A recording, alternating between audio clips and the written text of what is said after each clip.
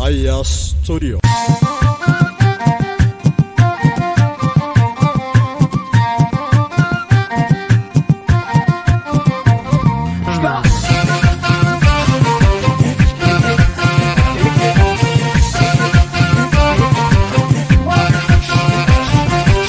Kakisa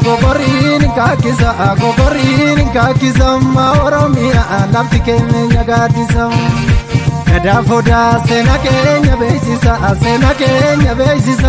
gadafoda sena kenya beisisa koti jere tani fe azbay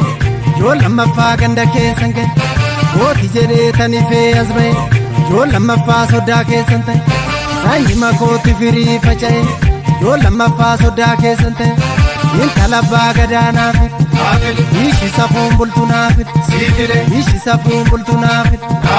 intalaba gadana fit ishi safun bultuna fit infinne buna gullalle buna bani kuramalato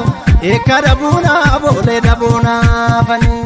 urmab silatu balbala kena bani kuramalato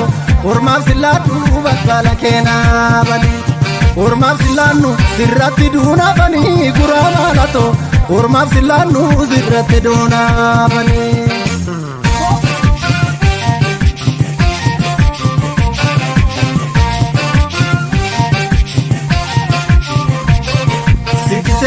Sidise durbajate Sidise to millatu gadibate Sidise warramoti Sidise warramote Sidise to kotukara galmakoti Sidise to sidise durbagalani Sidise to walamachuni malani